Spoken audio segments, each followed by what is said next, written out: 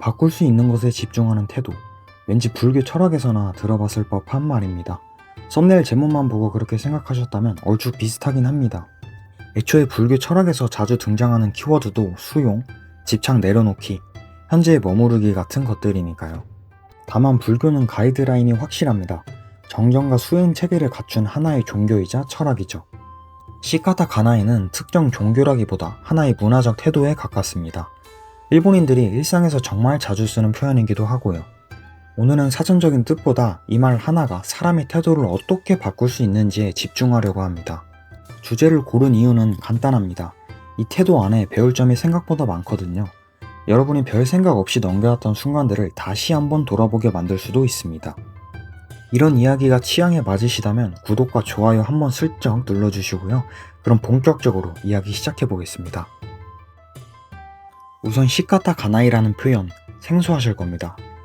시카타는 방법이나 방도를, 나이는 없다는 뜻이니 말 그대로 방법이 없다는 뜻입니다. 우리도 일상에서 비슷한 표현을 정말 자주 쓰죠. 어쩔 수 없이 운동을 못했다. 어쩔 수 없이 약속을 취소했다. 어쩔 수 없이 야식을 먹었다. 이럴 때 어쩔 수 없다는 사실상 핑계에 가깝습니다. 저도 뜻만 보고 처음엔 시카타 가나이도 딱 이 정도 핑계를 위한 표현인 줄 알았죠. 그런데 이 말이 실제로 쓰이는 상황을 살펴보니 생각보다 꽤 깊은 표현이었습니다. 말 하나에 불교와 역사, 반복되는 자연재해 등등 여러 배경이 얽혀 있었죠. 물론 이렇게만 들으면 막연하게 느껴지실 겁니다. 그래서 가장 먼저 자연재해라는 키워드에 집중하고자 합니다. 지진과 쓰나미가 반복되는 일본의 현실을 보면 시카타 가나이가 어떤 태도인지 조금 더 쉽게 감이 올 겁니다. 때는 2011년 일본의 동일본 대지진이 발생하던 해였습니다. 규모 9.0의 지진은 거대한 쓰나미와 후쿠시마 원전 사고로 이어졌고 수많은 사람이 목숨과 집, 평범했던 일상을 한순간에 앗아갔습니다. 피해 지역은 무너진 건물과 잔해로 가득했죠. 그런데 재난 이후 언론이 포착한 장면 중에는 우리가 예상했던 것과 다른 모습도 있었습니다. 혼란 속에서도 홀로 묵묵히 무너진 집터의 잔해를 치우기도 하고 마을과 일상을 다시 세우려는 사람들도 있었습니다. 물론 이런 모습만 보고 재난으로 인한 슬픔과 공포를 모두 극복했다고 해석하면 무리가 있겠죠. 일본 언론과 연구자들은 이러한 대응에서 일본의 시카타 가나이라는 태도를 엿볼 수 있다고 보았습니다.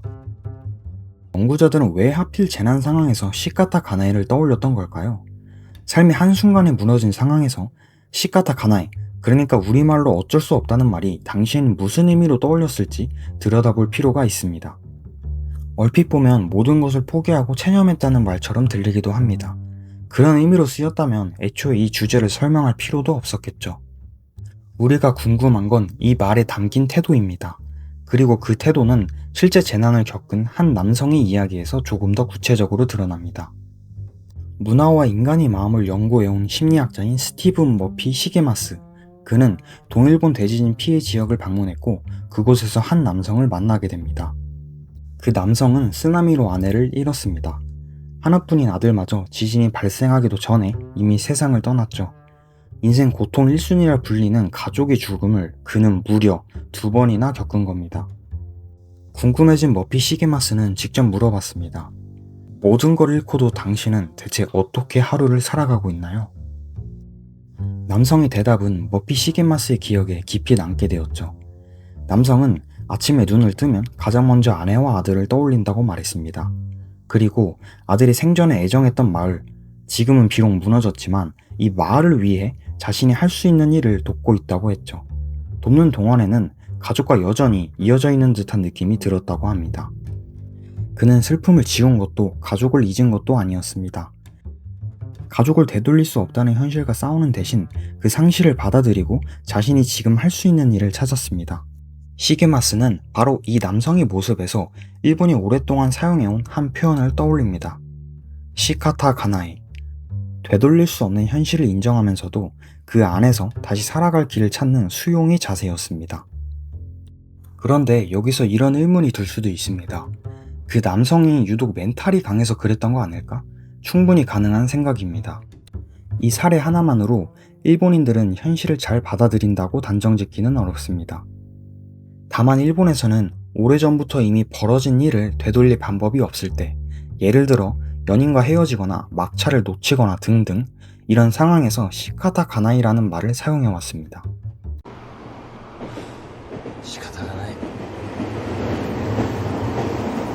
이미 벌어진 일을 계속 붙잡기보다 그 다음을 바라보자는 의미에서 사용해 온 표현이죠. 그러니 이 남성의 이야기는 일본인 전체를 대표한다기보다 시카타 가나이가 삶에서 어떻게 나타나는지를 보여주는 하나의 사례로 보시면 됩니다. 여기까지만 보면 시카타 가나이는 단순히 좋은 말처럼 들립니다. 수용의 자세도 담겨 있고요. 그런데 어쩔 수 없다는 말이 때론 수용이 아니라 체념으로 이어지기도 합니다. 사건은 태평양 전쟁이 한창이던 1942년으로 거슬러 올라갑니다. 당시 미국 서부 지역 곳곳에는 공고문이 붙기 시작했습니다. 내용은 이러했죠. 모든 일본계 주민은 지정된 집결지로 모인 뒤 수용시설로 이동하라. 이유는 사실상 하나였습니다. 일본계 혈통을 가지고 있다는 것이었죠. 12만 명의 일본계 주민들은 집과 일터를 떠나 수용시설로 보내졌습니다. 갑작스럽게 퇴거 명령이 내려지고 총을 든 군인들이 지켜보는 상황에서 그들이 할 수 있는 건 명령에 따르는 것뿐이었죠. 이때 시카타 가나이는 수용자들이 눈앞의 현실을 견뎌내기 위한 말이기도 했습니다. 일단 현실을 인정하고 가족을 지키는데 힘을 쓰자는 것이었죠. 그런데 문제는 그 다음입니다. 지금은 어쩔 수 없다는 말이 반복되다 보면 어느 순간 앞으로도 말해봤자 달라질 건 없겠지 하는 체념으로 바뀔 수 있기 때문입니다. 물론 실제 역사 기록을 살펴보면 모두가 침묵했던 것만은 아닙니다. 부당한 명령에 저항한 사람도 있었고 법적 투쟁에 나선 사람도 있었죠. 다만 후대에는 시카타 가나이가 부당한 현실에 맞서는 목소리를 누르고 참고 견디는 태도만을 미덕으로 만들 수 있다는 비판도 제기됐습니다.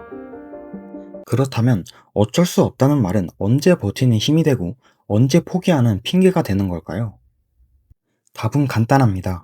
바꿀 수 없는 사실은 깔끔히 받아들이되 아직 바꿀 수 있는 것까지는 포기하지 않는 겁니다. 이미 일어난 지진이나 가족의 죽음은 되돌릴 수 없습니다. 무너진 마을이나 수용소처럼 당장 벗어나기 어려운 상황도 있죠. 여기까지가 시카타 가나이가 필요한 지점입니다. 현실을 부정한다고 달라지는 것은 없으니까요. 하지만 그 이후까지 모두 어쩔 수 없는 상황은 아닙니다. 무너진 마을을 어떻게 다시 세울지, 부당한 제도에 어떤 책임을 물을지는 여전히 선택할 수 있습니다. 그런데 우리는 종종 받아들여야 할 것과 바꿔야 할 것을 정반대로 구분합니다.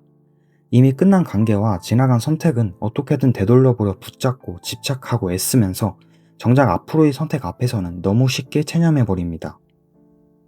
참 아이러니하죠? 이유는 간단합니다. 후회는 침대에 가만히 누워서도 할 수 있지만 현재를 바꾸려면 몸까지 움직여야 하죠. 익숙한 걸 깨야 하고 결과도 감수해야 합니다. 솔직히 귀찮습니다. 결과가 두렵기도 하고요. 그러니 바꿀 수 있는 현재보다 이미 끝난 과거에 더 오래 머물고 싶어집니다. 우리가 현실에서 도망치고 싶을 때 시카타 가나이는 하나의 기준이 될 수 있다는 겁니다. 다음에 어쩔 수 없다는 말이 나오려 할 때 잠깐만 멈춰서 생각해 보세요. 정말 바꿀 수 없는 일인가? 그리고 지금 내가 할 수 있는 것은 무엇인가?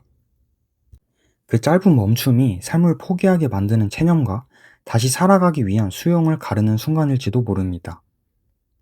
오늘 영상이 얼마나 유익했을진 모르겠지만 앞으로도 영상 열심히 만들어 볼 테니까요. 구독과 좋아요로 응원 꼭 부탁드리겠습니다.